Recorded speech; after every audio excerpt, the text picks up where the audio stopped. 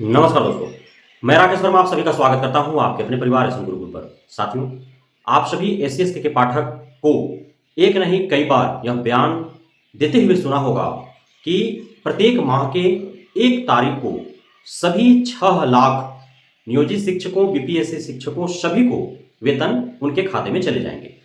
कुछ दिनों तक, कुछ महीनों तक ऐसा हुआ भी। 1 से 5 के बीच में वेतन लगभग लोगों को आ रहे थे। कुछ एक महीना, 2 महीना मुश्किल से आया होगा ऐसा।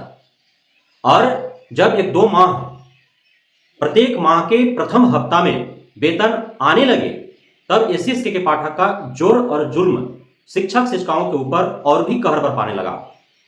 एससीएसटी के पाठक निरीक्षण के दौरान कहते हुए सुने गए, जब ट्रेनिंग सेंटर्स पर जब ट्रेनिंग ले रहे थे शिक्षक शिक्षिकाएं नवनियुक्त जो बीपीएससी टीआरई 1 और टीआरई 2 के, उनको उन्होंने कहा कि जब वेतन समय से नहीं मिलते थे तब आपकी लापरवाहियां बर्दाश्त की जा रही थी, तब आपकी आलसपन, आपकी कामचोरी बर्दाश्त की जा रही थी, तब आप विद्यालय कब आ रहे थे, कब जा रहे थे, कोई आपको पूछने वाला नहीं था, क्योंकि विभाग खुद ही गलत थी तो आप पर कार्रवाइयां क्यों करें। लेकिन अब चूंकि विभाग और सरकार आपको ससमय वेतन दे रही है आपके खाते में, साथ ही आपको राज्यकर्मी का दर्जा प्राप्त किया, पर्याप्त आपको वेतन मिल रहे हैं, अन्य सुख सुविधाएं आपको मिल रहे हैं, तो हो सकता है कि आपको रविवार को से भी काम लिया जाए आपसे। और चूंकि एससीएसटी के पाठक कुछ महीनों तक ससमय वेतन दिया, इस वजह से प्रत्येक छुट्टियां उन्होंने रद्द कर दी, चाहे वो रक्षाबंधन हो, दशहरा हो, दीपावली हो, छठ हो, सरस्वती पूजा हो, चाहे वो होली हो, चाहे वह गुड फ्राइडे हो, और अब जो विंटर वैकेशन जो मिलते थे, अत्यधिक ठंड जब पड़ते थे तो हफ्ता 2 हफ्ता के लिए छुट्टी होती थी, वो छुट्टी रद्द कर दिया। अब समर वैकेशन जो है, गर्मी के दिनों में 1 माह का छुट्टी जो मिलता है, ये छुट्टी रद्द कर दी गई। तो सारे जोर और जुल्म इस वजह से ढाए जाते रहे एससीएसटी के पाठक के द्वारा, क्योंकि उनके आने के बाद वेतन भत्ते समय से मिलना आरंभ हो चुके थे। लेकिन कितने दिन यह परंपरा चल पाया? कुछ एक माह, 2-4 माह मुश्किल से। लेकिन अब अप्रैल माह से जैसे ही फाइनेंशियल ईयर 2024 भी प्रारंभ हुए, फाइनेंशियल ईयर 2024-25 के प्रथम माह में ही प्रत्येक जिला के सैकड़ों शिक्षक शिक्षिकाओं को अब तक आधा अप्रैल माह बीत चुके हैं, वेतन नहीं मिला है।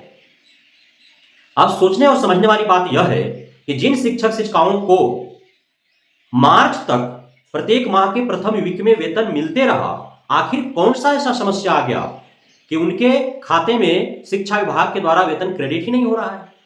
आधा अप्रैल माह बीत चुके हैं। यह सोचने और समझने वाली बात है।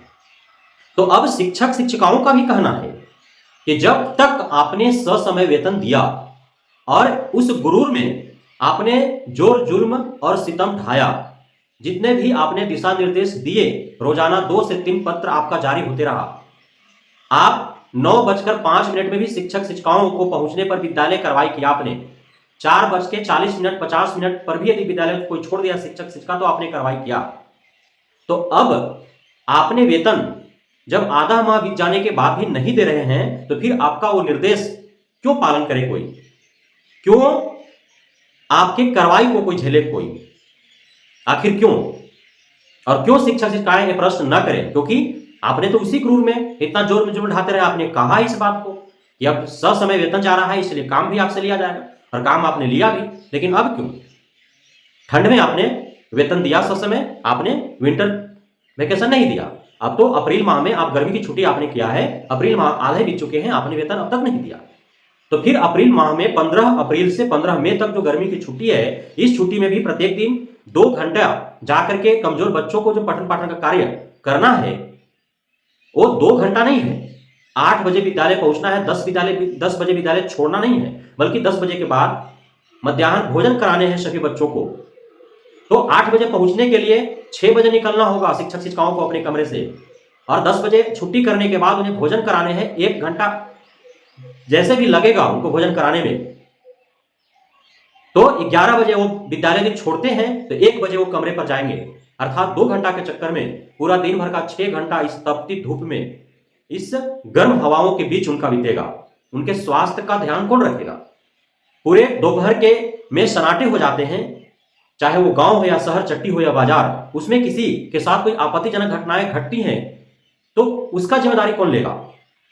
यदि इस तपती धूप में इतने जो विद्यालय का भवन है, जो झोपड़ी है, जो करकट का जो अल्बेस्टस का जो ढाबे बना करके चलाए जा रहे हैं, वो जब इतने तपती धूप में जब गर्म होंगे, जब गर्म हवाएं चलेंगे, उसमें जब कोई बच्चा बीमार पड़ेगा, कोई शिक्षक शिक्षिकाएं बीमार पड़ेंगे, या फिर जिस प्रकार से ठंड के दिनों में दर्जनों छात्र छात्राओं की मृत्यु हुई अत्यधिक ठंड के कारण, यदि अत्यधिक गर्मी के कारण किसी के साथ यदि किसी बच्चे का मृत्यु होता है तो उसका जिम्मेदारी कौन लेगा?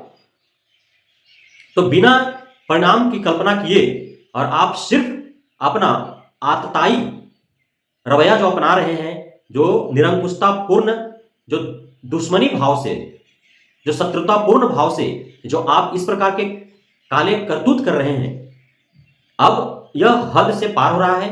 अब पानी जो है वो सर से ऊपर जा रहा है।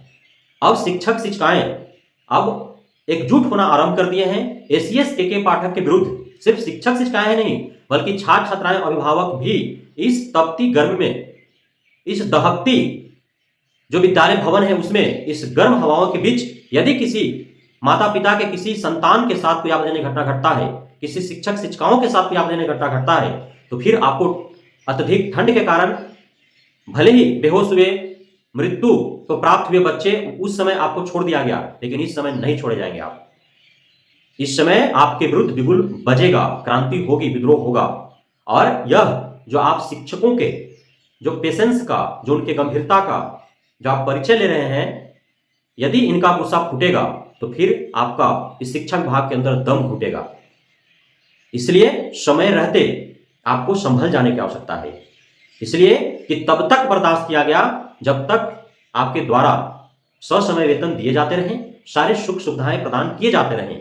लेकिन अब आप अपने वादे पर जब खरे नहीं उतर रहे हैं तो फिर शिक्षक शिक्षिकाएं भी अपने इरादे मजबूत नहीं रखेंगे। आपके आने से पूर्व जो इलिगेशन समाज के द्वारा लगाया जाता रहा है लगातार शिक्षक शिक्षिकाओं के ऊपर कि वो कामचोर हैं, ढंग से पढ़ाते नहीं, विद्यालय समय से आते जाते नहीं है, विद्यालय जाते हैं तो गपास्टिंग करते रहते हैं, आखिर क्यों? इसके पीछे का मुख्य रीजन यही है कि 6 माह 8 माह पर 2 माह 3 महीने का वेतन उनको मिलता था। जब विद्यालय भी जाते थे तो उनका आर्थिक और मानसिक रूप से इतने तनावग्रस्त होते थे कि वे गप्पे लड़ा करके अपना समय व्यतीत करते थे। पढ़ाने में उनको मन नहीं लगता था, उनका मस्तिष्क काम नहीं करता था। लेकिन यदि ससमय उनका वेतन मिलते रहा, उन्हें आप मानसिक टॉर्चर नहीं करते रहे, यदि मानसिक रूप से स्वस्थ और स्वतंत्र रहे, उनको ससमय वेतन मिलता रहे, अन्य सारे सुविधाएं मिलते रहे, आपके द्वारा थोड़ा भी लेट लतीफ होने पर कार्रवाइयां का मार न झेलना पड़े, तभी जाकर के वे गुणवत्तापूर्ण शिक्षा प्रदान कर पाएंगे। अन्यथा पुनः आज के 6 माह 8 माह पूर्व जिस प्रकार से रवैये अपनाते थे शिक्षक शिक्षिकाएं, पुनः वे उसी रवैये में रिटर्न हो जाएंगे और आपका शिक्षा सुधार का जो प्लानिंग है वो धरा का धरा रह जाएगा।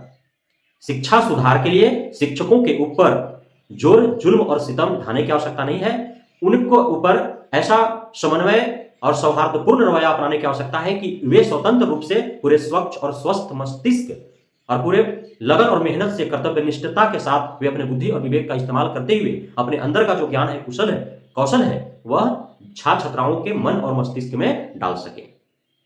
तो अब सोमवार के दिन से यह अभियान प्रारंभ हो जाएंगे। वेतन नहीं तो विद्यालय नहीं, यथाशीघ्र वेतन देने का प्रयास किया जाए। और भारत का सबसे बड़ा जो छात्र संगठन है अखिल भारतीय विद्यार्थी परिषद, वे भी अगले हफ्ते में पूरे बिहार भर में पुरजोर तरीके से आंदोलन करेगा। शिक्षा मंत्रालय, शिक्षा विभाग और बिहार सरकार का घेराव करेगा। तब फिर आपको अकिल ठिकाने आएगा कि अब करना क्या है। बहुत बहुत धन्यवाद आप सभी साथियों का हमारे साथ जुड़े रहने के लिए, बढ़ने के लिए, इतना प्यार देने के लिए, हम पे भरोसा बनाए रखने के लिए। जय हिंद।